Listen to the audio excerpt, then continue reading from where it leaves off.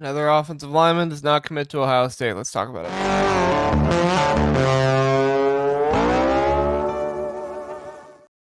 Josh Petty does not commit to Ohio State, and Ohio State fans have reason number two, three, four, a lot of reasons to be upset about this one in addition to many others. Now, I do think that this one might not hurt as much if you had more than two offensive linemen in the class. However, you do not, and Josh Petty goes elsewhere, even with the opportunity of possible playing time in his future. Ohio State is going to be losing most of, if not all of their offensive line after this season, and that does provide opportunity for somebody. I do think Josh Petty was probably somebody that needed to be in the program for a year before he could get a chance to start. But still, like, this is an opportunity to have a wide open starting position at one of the best developmental colleges in all of college football.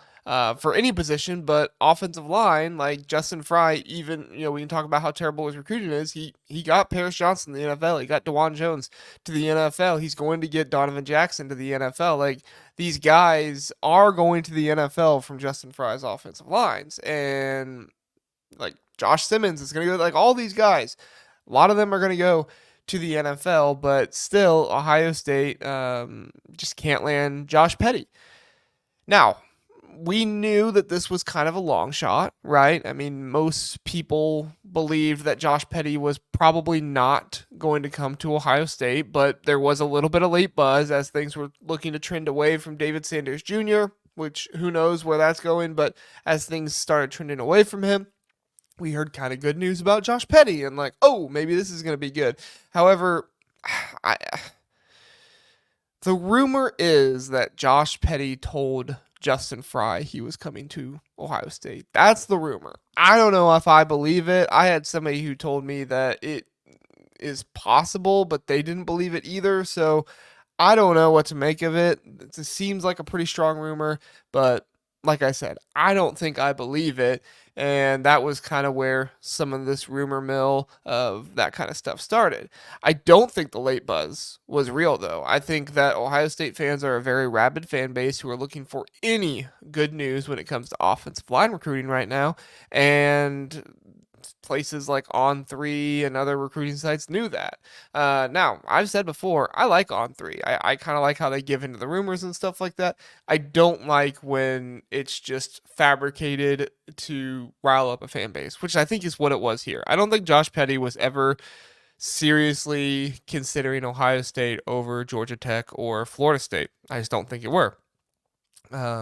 If you look at why Josh Petty didn't come to Ohio State, it sounds like he was missing some of those personal connections that maybe these other schools had over them. So Georgia Tech, obviously very close to home. This was the other school that we were hearing a lot about, and then Florida State. His sister goes there, and so that one was much further, 5 hours from his home. So obviously not exactly proximity close to home. But the fact is that Ohio State never excelled in the most important areas for Josh Petty, which, yes, some of that you can say is not necessarily Justin Frye's fault.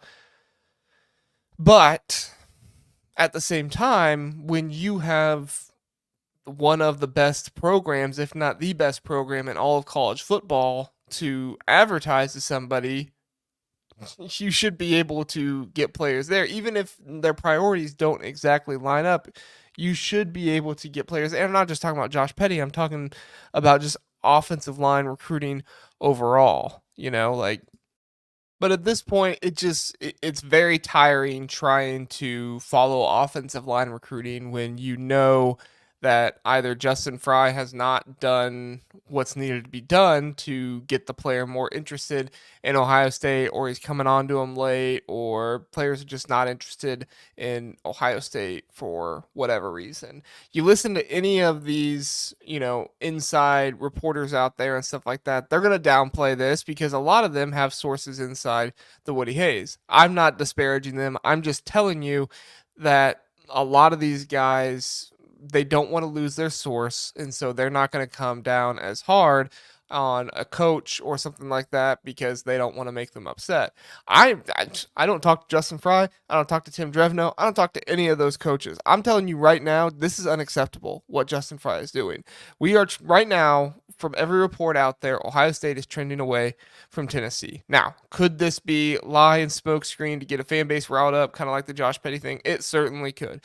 But with Justin Frye not being able to get Josh Petty, and now things look like they're trending away from Tennessee, he has essentially put himself on the hottest seat he possibly can with only Carter Lowe and Jake Cook committed, which really sucks for those guys because I really like both of those players, and I think both of those players were good kids. The problem is you can't have a two-man offensive line class. And some of this does contribute to the lack of offensive line talent in the state for the 2025 class. I get that, but that is why you have to be able to go outside the state and get players who are not just in your state, and you also have to be offering a ton of guys. More on that in just a second. Daniel Sanchez, Mr. Sanchez, Devin Sanchez's father, he follows Ohio State recruiting quite a bit. He posted this the other day. I don't know if this was a subtweet at fans for being upset or what, but here's what he said.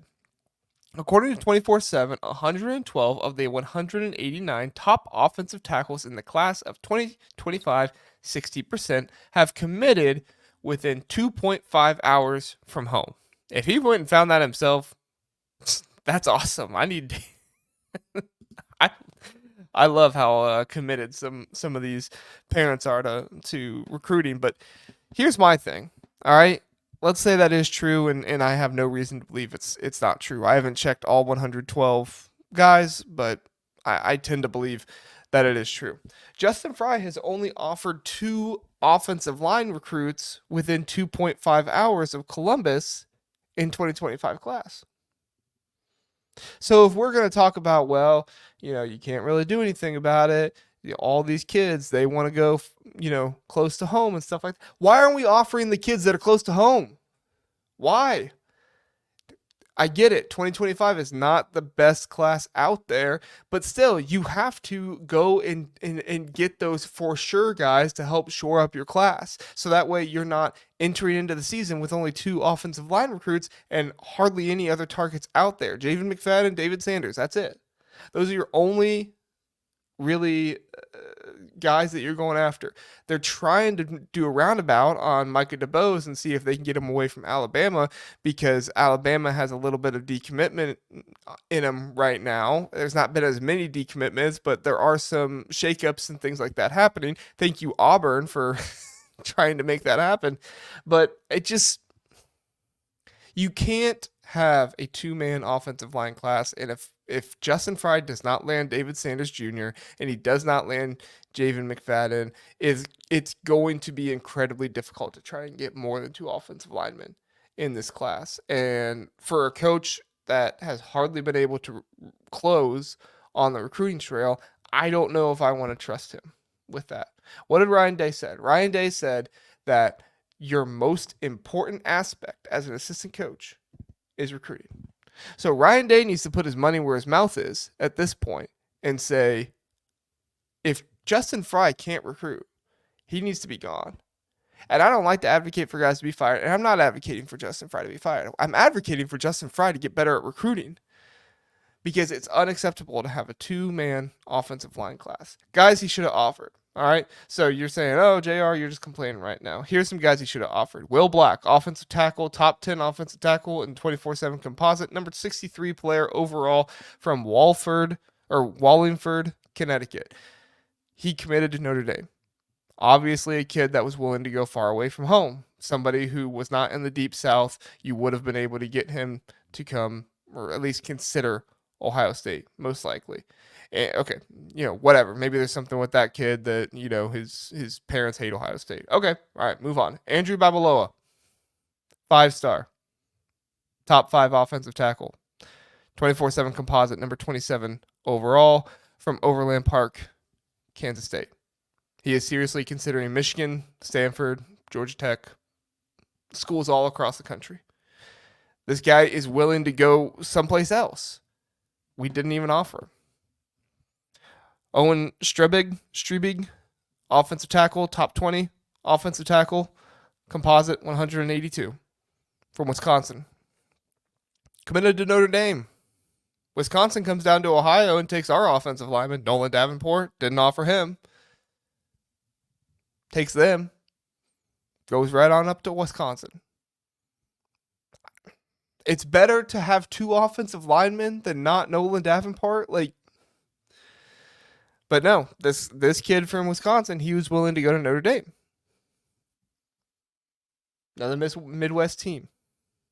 All right, let's go inside offensive linemen, guards, centers. Jalen Gilchrist, he's uncommitted right now. Top 5, composite number 96 from Virginia Beach, Virginia. He's considering Maryland and a couple other Atlantic Coast schools. Still, offer him. At the very least, he's a top inside offensive lineman. Top 100 player. Offer him.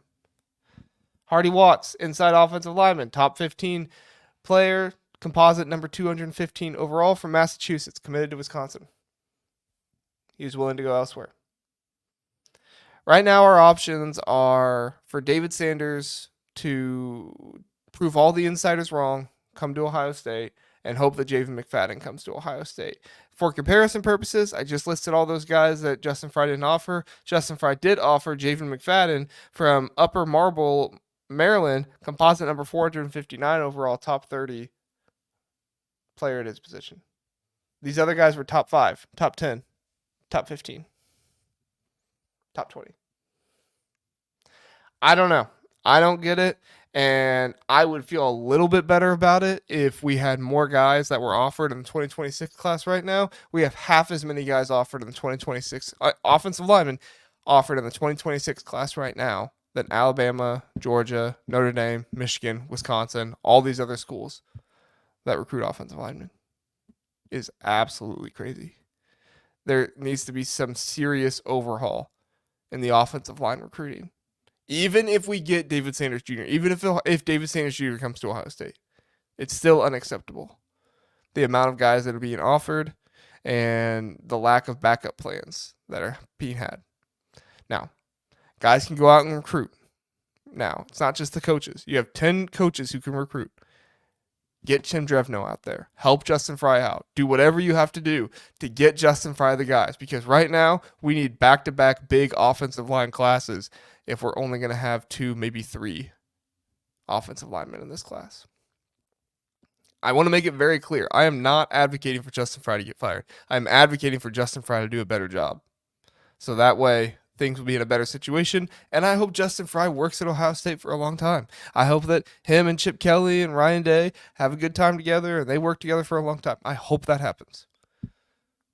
Just doesn't seem super likely right now if the offensive line recruiting can't get in order. Let me know what you think. I want to know. All right. Am I being too harsh on Justin Frye? Do you feel like, man, this is just not going well? Or are you like, no, JR, it's fine. There's a big Ohio offensive line class in 2026, and, it's not as big of a deal as you think. Let me know. Some of this is venting. Sorry, I didn't mean to make this a venting video, but you missed out on Josh Petty, and you really don't have very many other offensive line options out there. It is what it is. So thanks, guys, for watching. Check me out on the Big Ten Huddle. Check me out on the OHIO podcast on Sunday nights for a roundtable discussion at 8 p.m. Doing a lot of good stuff over there. Big Ten Huddle every Sunday, Tuesday, Wednesday night at 9 p.m. live. Come check it out. Hang out with me and my co-hosts as we talk Big Ten football and Big Ten basketball on Wednesday nights as well. Thanks, everybody. Have a good one.